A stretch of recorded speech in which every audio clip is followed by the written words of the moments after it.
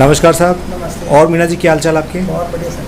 कैसा फील कर रहे हैं आप अपने बच्ची का यूपीएससी में सेलेक्ट? बहुत ही प्राउड फीलिंग हो रही है। मैम, आपको कैसी फीलिंग हो रही है? सर मेरे को बहुत ही अच्छी फीलिंग हो रही है। मैं आपको बता नहीं सकती कितना अच्छा लग रहा है। नेहा जी, आपको? मेरे को बस पेरेंट्स को देख के मैं भी बहुत खुश हूँ और अपनी सक्सेस का पूरा क्रेडिट भी मैं अपने पेरेंट्स को ही देती हूँ, तो बड़ा अच्छा लग रहा है अब।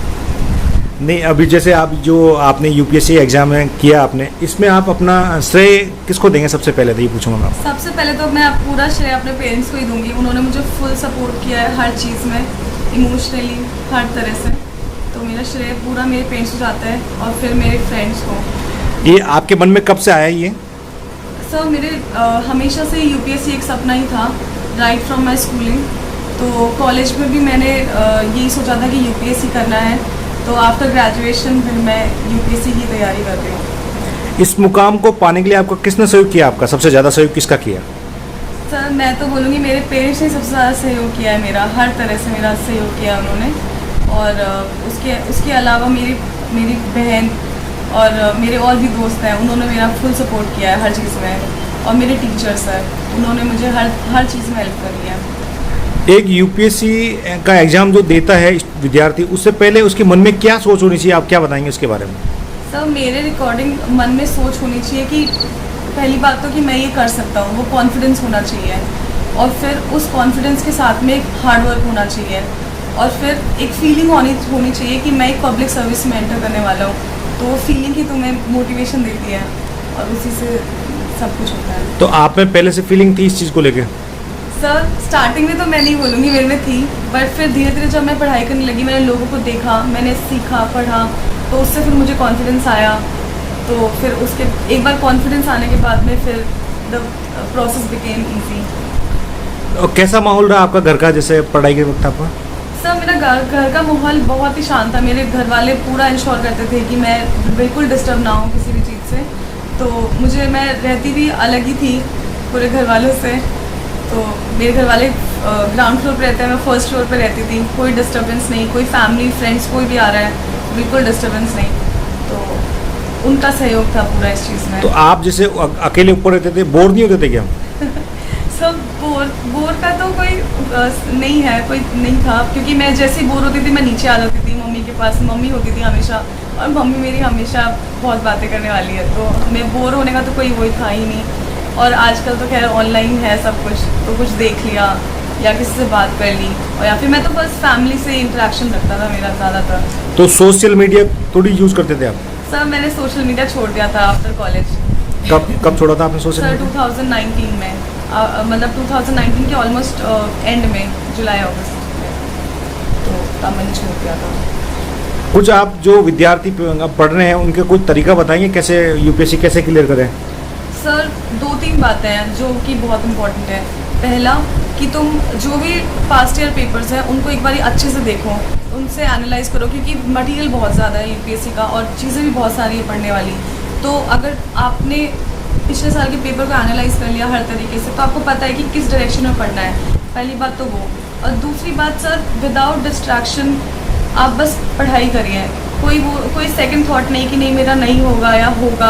आप वो चीज़ बात की सोचने की एग्ज़ाम देने के बाद की, एग्ज़ाम देने तक आप फुल्ली फोकस सिर्फ एग्ज़ाम दीजिए। और बस ये दो तीन चीज़ें हैं कि हार्ड वर्क करिए और कॉन्फिडेंस रखिए। कोचिंग करने की जरूरत थोड़ी पड़ती इसमें?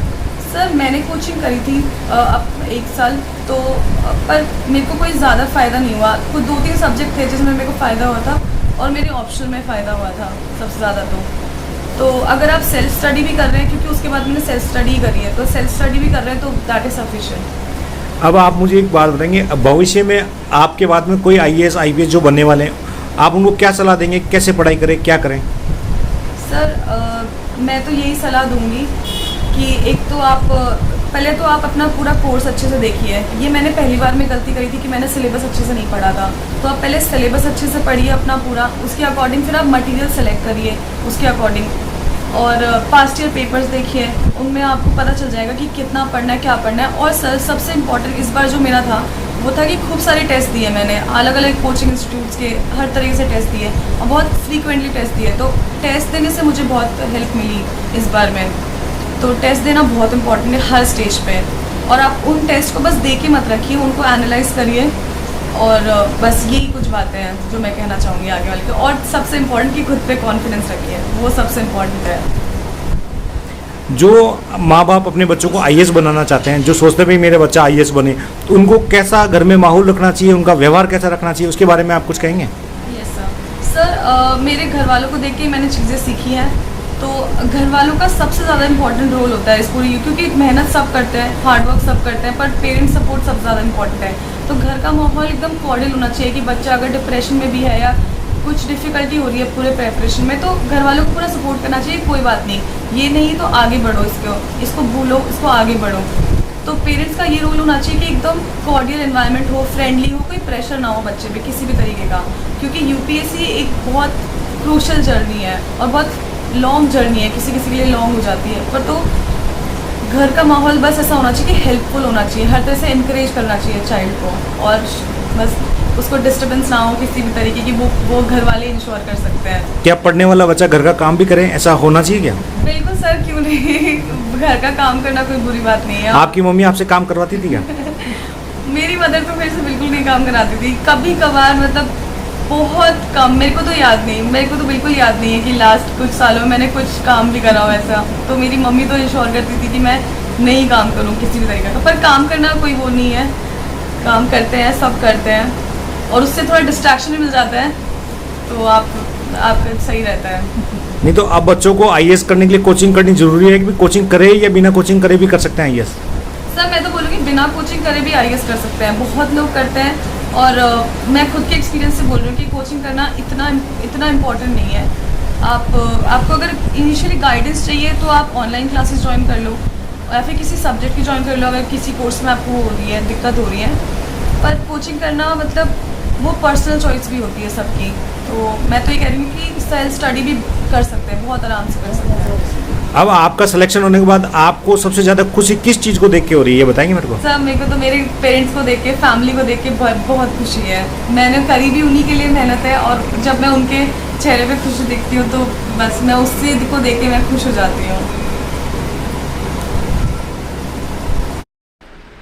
आप अपनी क्षेत्रीय खबरों के लिए हमारे इस चैनल को लाइक और सब्सक्राइब करें।